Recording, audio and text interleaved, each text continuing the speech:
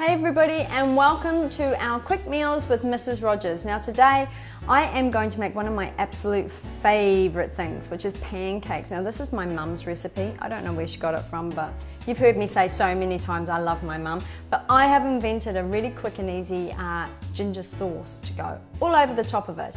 Because let's face it, any pancake is awesome, but ginger sauce, oh yeah. So let's get going with the ginger sauce first. I'm going to do butter. 75 grams of butter, and I've got half a cup of brown sugar. Now brown sugar is really important to use because it already starts the caramelization concept being brown. Now I'm just going to go over here, I'm going to put it on a medium heat, and I just want to get it to the stage where the butter is going to melt and that sugar is going to basically dissolve in the butter. So we don't want it really hot because number one, sugar can burn, and number two, boiling butter is not a great thing to have. So I'm actually just going to leave that there. Come over here because this is quick meals, not slow meals, and I am going to make my pancakes. Now I've got 1 cup of self-raising flour. I've got a teaspoon of cream of tartar, or you can use baking soda, either or is fine. And then I've got some sugar. So basically we're wanting to put all of the dry ingredients together. I'm also going to use a sprinkle of salt, Mrs. Rogers sea salt of course, and I'm actually going to just whisk that all together. Whisking also aerates it, gets it light and fluffy. Okay, now we just want to set that to the side. We're doing our wet ingredients now. I have got 25 grams of melted butter. I'm wanting to get all of that out. I think that's it. This is a really good secret ingredient. Now this is 3 tablespoons of plain yogurt. It's around about the same as one of those little bottles of yogurt, you know, the ones like the kids get. So if your kids don't like the banana yogurt that you're getting in the packs, use your banana yogurt. You probably won't taste that much difference. However, if you use strawberry, you would taste a difference. So got that in there. I've also got 1 egg, a whole egg. So it's a pretty good breakfast. If your kids are being fussy at breakfast, this is actually just plain pancakes with a little bit of butter and a sprinkle of sugar is actually a really not a bad thing to have. I'm going to whisk that because it seems to be not playing fair. Okay, now I'm also going to put in 1/4 cup of milk. Now I've got quite a lot of milk here because you'll see that one thing to do with pancakes, you kind of need to judge your batter because flour can be quite different. Okay, so we're wanting to pour that in. See if you can get that all out. She says, scraping the bottom. And we just want to give that a stir and see where we're at. Now I can already see it's starting to glump together, so I do need a bit more milk. And I'm just wanting it into a thick but a dropping consistency. So it really depends on your flour and whether you've used exactly half a cup or whether you've got a little bit more rounded on your cup as well. That always makes a difference. How runny your egg is makes a difference. Whether you've used rounded teaspoons with your yogurt. I'm just going to put a little bit more because I've got it and I don't think that's going to make much difference and I don't want to waste it. So that is the perfect batter. So you can see it's nice and thick but very droppy. Okay, so I'm going to pop that down here, and just so that you guys can see, I'm going to put my pan here and hopefully not destroy anything too much. Sorry everybody. Now, my pan is supposedly non-stick, but I never trust it, especially with something as important as pancakes. So I have actually, that was silly of me, got a little bit of butter here. I love cooking in butter because it gives that extra flavour to the cake. So we're just wanting, now I don't want it too hot. I find with my pan, my pancakes will start to burn really quick. So I've sort of got it on a medium to low heat just until I get that in, get the first lot in. and hopefully it will start to behave. Now, I use this size tablespoon for dropping. It's an old-fashioned tablespoon. I don't know where it's from, probably an op shop somewhere, but it makes the best shaped pancakes. Now, or pikelets, I should say. These are what I call pancakes, not crepes. Crepes are those flat ones. So we just want to do rounded teaspoons in there, rounded spoons, not teaspoon. That would be really small. So we just want to pop that in there.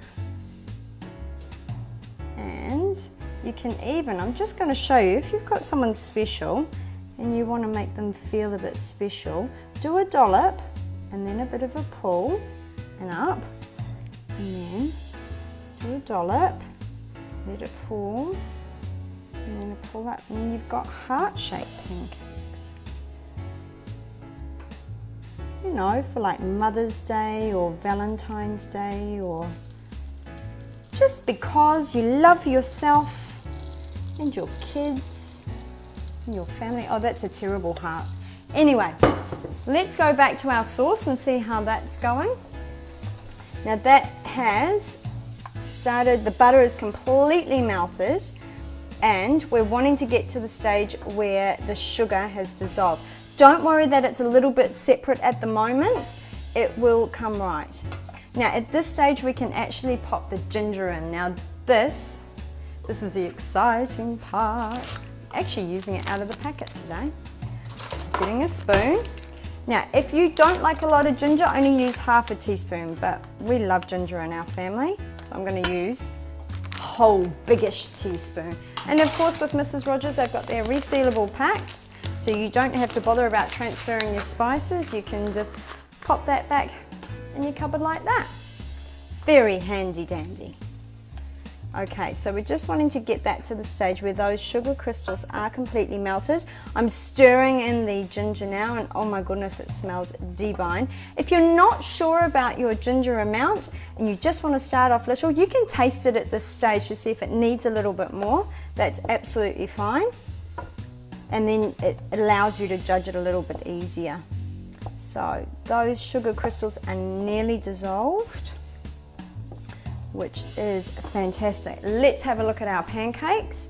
Now they're just starting to come up. I've actually just turned my thermostat up a little bit because obviously putting it in the pan has changed the heat of the pan. And hopefully the bubbles will start popping. So there's a few bubbles that you can see coming here. That is the perfect time to flip. When your bubbles burst, that means the pancake is 80% cooked. So when you flip it, then you won't have to worry as to how long you need to cook it. You've really just got to brown it and sear it on that other side. So that's, oh, and the butter smells so nice.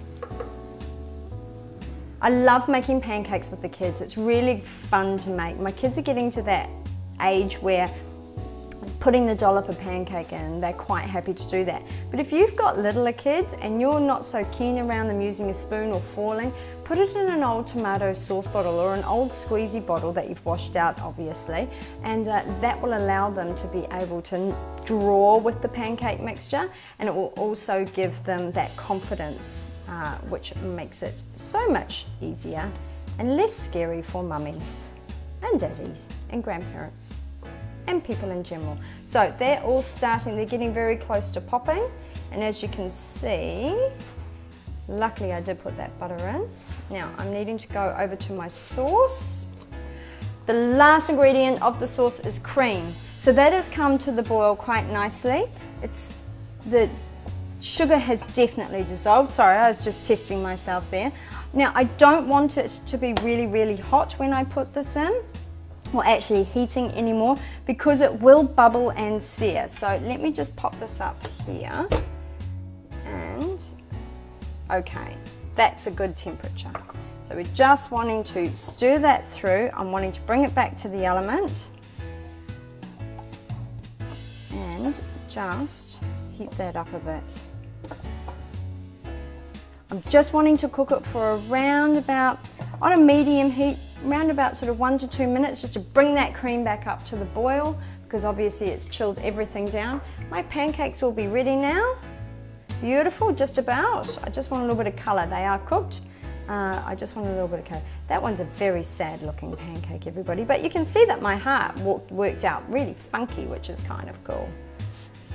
Okay, now they are cooking nice and evenly. Let's check how our sauce is going. Just coming to the boil, which is great. Might just pop that up a bit just because I'm standing here, it's safe to do. And oh, that caramel is looking so nice.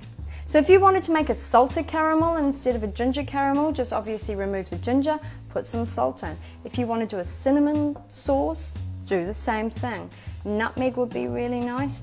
You could do quite a variety. You could make a pumpkin spice sauce using Mrs. Rogers' mixed spice, which is really, really yum. Okay. Right, I'm just going to wait for that to bring to the boil. Stop stirring because it won't come to the boil if I'm standing there stirring it.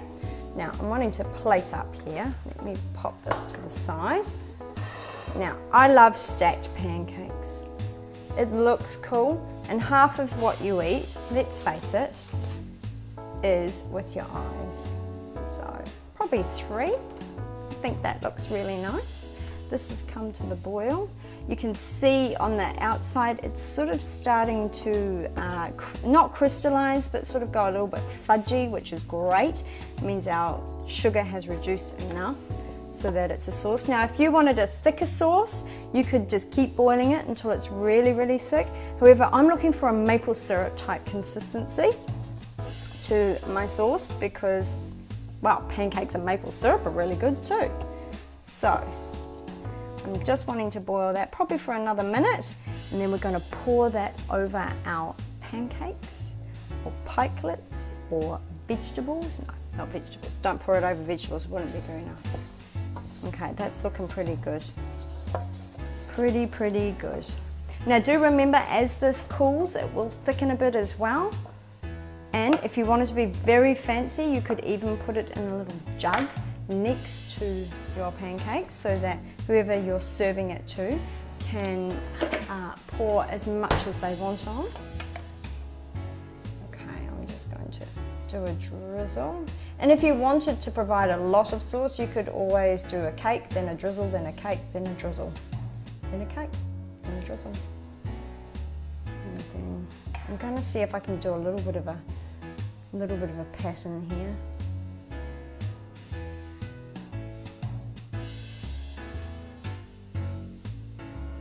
Probably can't, but you know, let's just see. Not really, but you get the picture. If you had time and weren't leaning over a really hot pan, then you could probably do it. Now, I didn't get out a knife and fork, and I'm wanting to eat this, so let's taste it. Oh yum, those pikelets are soft and really almost like, you know, like McDonald's pikelets, but way better. Excuse me while I put this in my mouth. Oh my goodness. That's really yum, guys. And it wasn't that long. It didn't take long at all. You've got a whole batch of pikelets or pancakes to feed your family. Thanks for joining me once again for that quick meal idea. It is more of a pudding. That's a meal, isn't it? But thanks for joining me. We'll see you next time. Bye.